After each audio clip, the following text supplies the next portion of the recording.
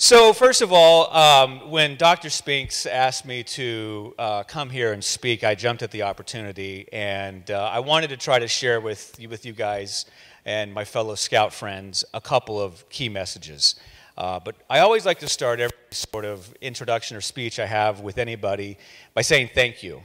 And this one's going to have a little different tone to it. I usually thank you for your time because the more I've progressed through my life, the more I understand that, time is more valuable to people than money. And the older you get, the more you appreciate that. And the fact that you're here this morning, that have carved out some time to hear stories from these wonderful scouts and see this program that has changed lives across the country and certainly has impacted mine, I wanted to say thank you for being here. And I also want to say thank you for your donations and for those of you who will continue to do that. I hope over the next few minutes I can put a different face on a program that may have somewhat of an invisible face. And, you always can see the Scouts, and they did a wonderful job with the colors or our co-hosts. But sometimes you don't really have a good perspective of the program when you go through it. And I can tell you as a Scout, and as an Eagle Scout, that I'm proud to be, you don't see the lessons that change your life in the middle of it. It is upon reflection and the time you look back that you really draw on some of those experiences.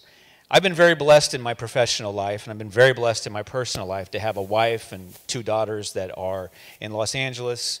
I'm blessed to have had a career that has taken me to see a lot of things. And I oftentimes get asked the question, it's like, well, how in the world did you go from Oklahoma City to running all of Oprah Winfrey's companies? And I said, well, isn't that what you do? You just say, I'm going to go do that, and you do it. I mean, how hard is that? And I wanted to try to this room tell you really how that happened. And I think this is the first time I can actually ever convey that because everybody in this room will understand. Scouting is a gift that is lasting a lifetime. And speaking of a lifetime, I thought I'd show this to you for a second. This is actually my Scout handbook from 1980. Now, here's the interesting thing. I'm missing pages 1 through 28. But the good news is the first page is the Scout Law. So I think I got that part down. And as I go through this, I was just looking at this again the other day, and everything is eerily familiar. It's like I know it. And I go to the appendix, and I'm missing everything from R on. So if wilderness survival, I don't have the appendix, so I'm a little screwed there. But I opened it up in the back because I remember that the most important pages to me as a young scout really started right here, my Trail to Eagle. And if you look right here, this is my actual one, 1982, July 1st, Tenderfoot. Tenderfoot. 1982. And I go through and I look at my skill awards and all the way through till I get to my Eagle. And scouting is that type of thing that stays with you. Now I get the new one. Jeff just gave me the new one here, and I'm like, my goodness, we have upgraded. We zhuzhed this up a little bit here. We have actual photographs of human beings in here doing things. It's not caricatures. But I was happy to see we kept some of the characters that were in there too. So where did it start? Where did this lifetime thing of scouting really start? What was the moment? And everybody will always say, well, where was that one moment that you knew you had it or you were going to do it? And where was that moment? And it's literally impossible to identify that moment because I can't remember if it was at Sequoia Middle School at PAC 16 when I got my Bobcat badge, and my father and mother, who are both here, and I'm blessed for that, was our scoutmaster, and mother was our den mother. Was it that moment? Was it the moment when I got my Webelos and I saw that I had this beautiful blue and yellow scarf and I had my hat, and then all of a sudden I saw these cool kids that had these tan shirts, and I'm like, oh my God, you have green and red socks. I've got these god-awful blue and yellow things. How do I get those? And I just saw this aspirational thing of wanting to get there, and along the way I was having so much fun as a Cub Scout. And there was one conversation I'll never forget, and I wish for the life of me I could remember what scout said this to me. The scout said to me, he goes, are you going to get your arrow of light? And I'm like, I don't know. I don't even know what it is. He said, just promise me this, that you'll get your arrow of light. And I said, okay, I'll get my arrow of light. And I go, why? And he goes, because it's the only thing you can take forward into Boy Scouts. So I want to say this and tell you why in a second, because I see a lot of my young Cub Scout friends who are here. Get your arrow of light. Don't stop. Because when you get into Boy Scouts, you can't go back and get it. And that lesson became very, very real to me, because as I was a Boy Scout and I was going through on my trail for Eagle, I realized that a lot of my friends who became into Boy Scouts, as I became a recruiter, as you saw on the tape for some of the people, like I tell all my friends, they're like, well, where'd you get that badge? Because it all became about the advancement and the validation. Where'd you get that badge? Where'd you get that one? Well, I got it when I was a Cub Scout. And so that small little conversation shifted me in a very powerful way. And it put me on the trail of accomplishment to I could work for my Eagle, and we'll talk about that here in just a minute. You know, when I spoke yesterday at OCU, I spent the day at campus at OCU with Dr. Bob Spinks and many of his colleagues, and got a chance to speak to a lot of the college students and did a lecture at 10. A lot of people say to me, like, well, where did your career start? So I'll tell you what I say to them, and I'll tell you guys a little different version. So the story starts, and many of you around here remember a radio station still on the air called KXY. My mother was a receptionist at KXY, and she called me, and I was 15 years old, and they said, hey, how'd you like to pick up some extra cash? And I'm 15. I got plenty of Oxy-10 on my face with my zits, and I needed to subsidize something.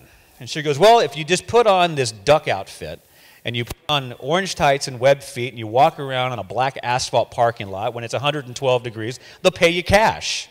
And I'm like, well, that just sounds like a fantastic idea. So I did it. So my first job was Chuck the Duck. And then it's sitting in the duck, and, you know, because I had those values of scouting installed into me, and it's like, you know, do your best and be prepared, stay hydrated, which, you know, got the book. You go through that, and I think, well, you know, I will do that. And then my father went to work for the competitor. So we had a little household rivalry, you know, the Oklahoma State thing, like house divided. We had it between the two country stations. And he said, well, they've got Cody the Coyote here. And I'm like, fantastic. I hadn't signed a non-compete, had no contract as a mascot. So I said, sure. They doubled my salary to $10 an hour. And I'm thinking, this working thing is easy. So at 16, I had it figured out. And then so from there, you know, I got into my career. I got on the radio, and I was a broadcaster, and a lot of things started changing, and I started moving through my career. But my journey didn't start as Chuck the Duck. My journey started really at the point that Bob talked about. 10-year-old kid. Bob had heard about my father and my mother and my brother. We were doing magic shows at Crossroads Mall and Quail Springs Mall, and we were traveling around doing it. I was attempting to levitate my brother at the time. Many falls, brain damage. He still points it out. But it was that moment where Bob reached out to me and changed my life. This program did that for me. It gave me something that I had never really thought I had, which was the ability to be confident. So the merit badges, the skill awards, and all of those things isn't really the gift of this program. The gift of this program are the lessons that change your life that you don't see it. Now, some of those lessons are really hard to see. For example, Brown Sea, Senior Patrol Leader, Monsoon, no clothes, an orange, an egg, a match, a rainstorm, can't speak. All these things, I'm like stuck in Camp Kickapoo, and I am like completely lost, and I'm like, how in the hell did I get here? And what am I supposed to learn in all this? You don't know it when you go through it. Now, for those of you who experienced Slippery Falls Scout Ranch when Bob was campmaster, if you don't know this, let me share a couple of really great lessons for you. The first is, you may have heard he likes to sing. There was a lot of singing, and right when you were done singing, you sang some more. And two life-changing things happened for me. One was I could scratch off any thought of opening for George Strait in 1987, even though The Chair was a big hit in 86. In 87, I wasn't going to open him. And number two, it was that everything we did, even when I was 10 with Bob and the family, was about a production. It was about preparedness. Ah, there's that word, prepared. It was about preparedness. It was about the value of being ready. It was showmanship. It was production. Little did I know I was being trained for a life that I didn't even know existed for me ahead of myself. And those were the small things along the way that really changed it. And so one of the big lessons I wanted to convey among a couple to everybody today, that is, you know, when you're a scout, you have it drilled into your head. It's on your second class badge. It's right there. It's, you know, be prepared. It's to be prepared. And yesterday when I was speaking to the kids at OCU, you know, I impart to them from a personal and business and application point of view some lessons. And I do it through, you know, stories about Howard Stern or things with my boss or whatever it may be.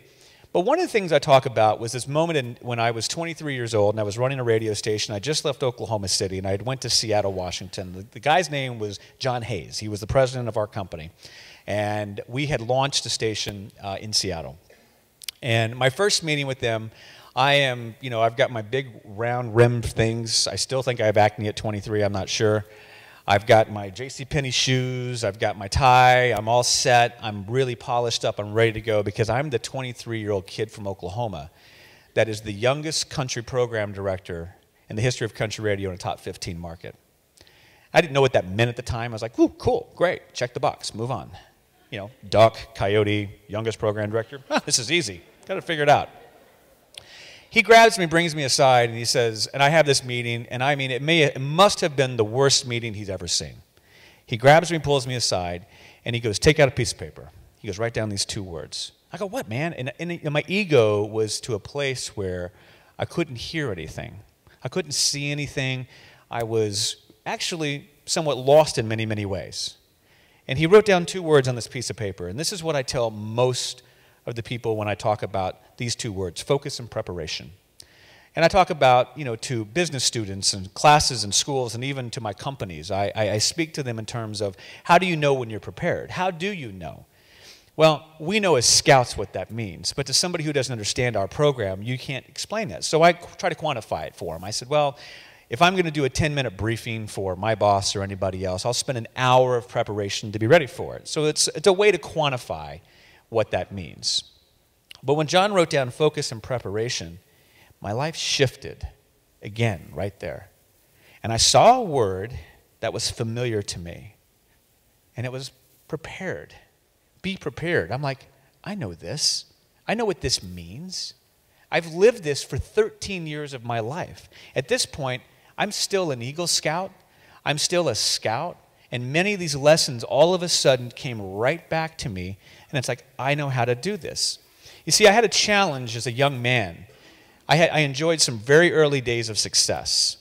And trying to keep your center and stay humble is a very hard thing when you're always the youngest person in the room. And when you're in a room of people who you are now managing or now running or now you're the boss and they are 2.5 times older than you, how do you do that? Being prepared was one of those things. You see, I never completed college. I attempted to go to college, and for my funnies, I say, yeah, that scene from Animal House, the Eduardo Blatarsky line, 0.0, isn't totally true, but it makes for a great soundbite. But the truthful answer is I was working. I was following my career at the time here in Oklahoma. And I didn't need to go to college. Because what college really does for most students is it gives them the foundation, the building blocks to help them figure out what they want to do for the rest of their life. It educates them. It does all the things that great higher institutions should do. My institution, my higher learning, was the Boy Scouts, was my path to an eagle. That's how I was prepared to take it on.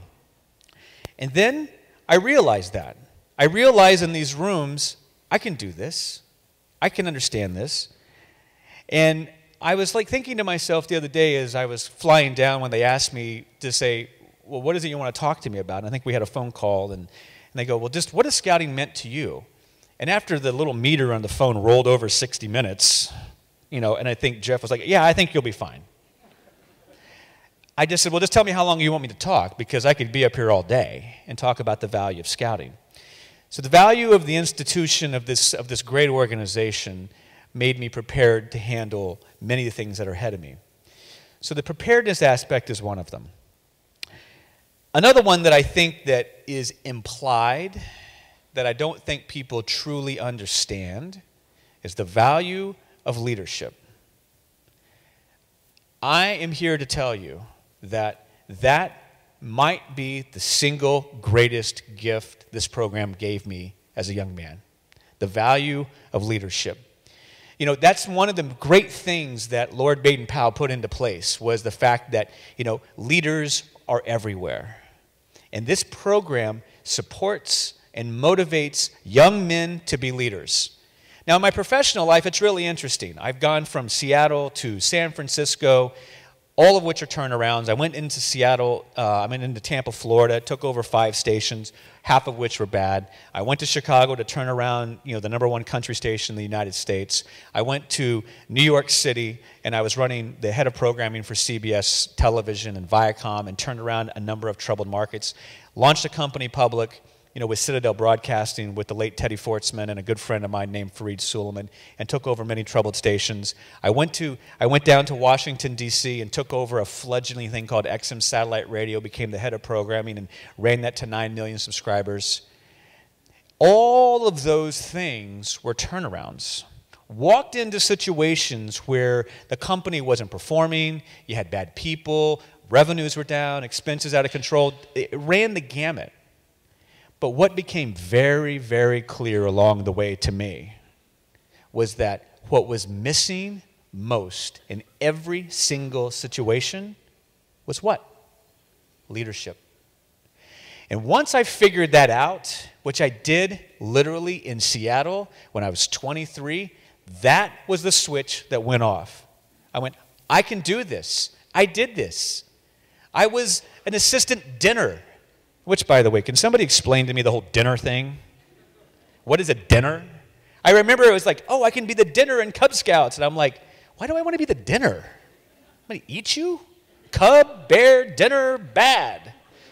But I did it. I had my little yellow things. I had my ribbons. It was great. Senior patrol leader, Cub leader, everything else. When I got over 18, supporting the troop, going back and helping. So much so, I felt like leading. When I was in Tampa, Florida, I created an Explorer post for broadcasting. Because I wasn't married, I didn't have any children, but I had this feeling that I wanted to do something for this program to give back. So I started a Radio Explorer post. 3 of the people that are in the post are on the air in Tampa, Florida today. 3 of them are. And they were all little interns that came in. One was a female, and 2 other were males, and they're coming in. And I think that the Explorer program doesn't get enough credit for its due. And I was glad to hear the young lady talk about the Explorer program, because that is a fantastic program. I experienced it. I went to the Oklahoma City Police Department Explorer program and realized I ain't got no dice in here. I have no business carrying a gun, walking around with handcuffs. All bad. So it was good. I learned something from that. And so that value of leadership goes understated. And so that is something that I think that when you're going through the program you don't see. Senior patrol leader. I was a senior patrol leader of my troop. Rob and I would work together. His father, Ken, we would lead things. Clearly, as Ken aptly pointed out, I led to an assault from a fire hydrant in the department from the Great Raft Race in Tulsa, Oklahoma. Those are the things that really I lean into. And even today, when we're faced with challenges, when I'm faced with media issues, I'm faced with either shareholder or press problems, you lead through it. You lead through it. That's the most important thing. And the last thing that I wanted to share with you that I think is a great gift that sometimes doesn't get enough recognition really is the word validation. You know, Oprah says this a lot, and she's right. The only thing that matters to a human is, do you hear me? And what does I say matter? Does it matter? But do you know what Lord Baden-Powell said to the very first troop in Brownsea? Do you know what he said? Every boy matters. Every boy has the same opportunity. You work hard, you get your tenderfoot, you get your second class, you get your badges. That's validation. That is so important to a young boy. I can't even begin to express what that means. As you grow older, the value of leadership and validation are important because now I understand, because I was validated as a young boy. I understand leading companies and hundreds of people and managing these businesses, that when people are sitting in a room, they look to me to lead them to a better place. They look to me to let them know it's going to be fine. And they also look to me to validate them, because they didn't have the benefit of this program. They didn't get it. I did. It taught me that. It makes me even a stronger leader in order to do that. The validation is a very important part of this. And I think when I look at these young Cub Scouts who are here, I look at the young Eagle Scouts, I look at the young Tiger Cubs, I look at them and it lifts me up, because they have the same opportunity in front of them. They have the same gift that I had back in 1982 when I got my tenderfoot. Back when I was at Sequoia Middle School at PAC 16. It's all in front of them. So I want to end with two messages.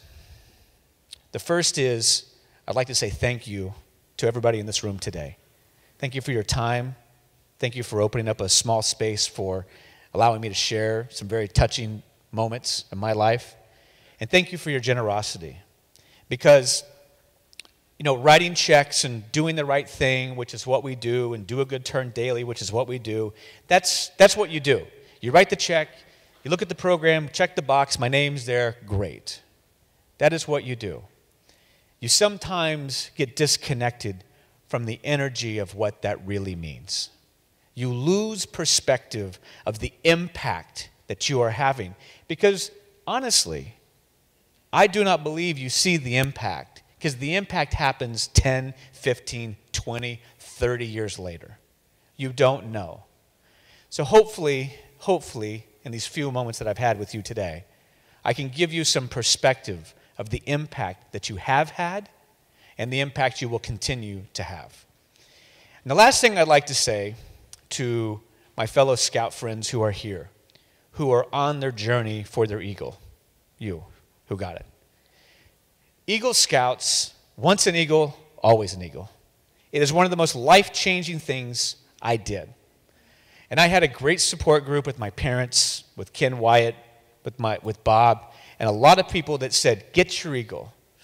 And I think we were talking about it last night. It's like, get your Eagle before you have the battle of the fumes. It's perfume and car fumes. I hadn't heard that till yesterday. I'm like, ooh, I'm writing that down. That's good. But it's true. Once you get 16, you realize I got wheels, I got girls. I'm Cody the Coyote. I got cash. I'm a big deal, man. I'm a big deal. But when you got your Eagle, it was like a big moment. Ever since I had my first office when I was 19 years old at 5101 South Shields at KEBC, Keep Everybody Country, 94.7, when I had that, my Eagle plaque was up. Every office since and still today, my Eagle plaque is up. It says it right there. Eric Iverson Toppenberg, Central Presbyterian Church, Troop 199, signed by Ronald Reagan. Whew, those were the good old days.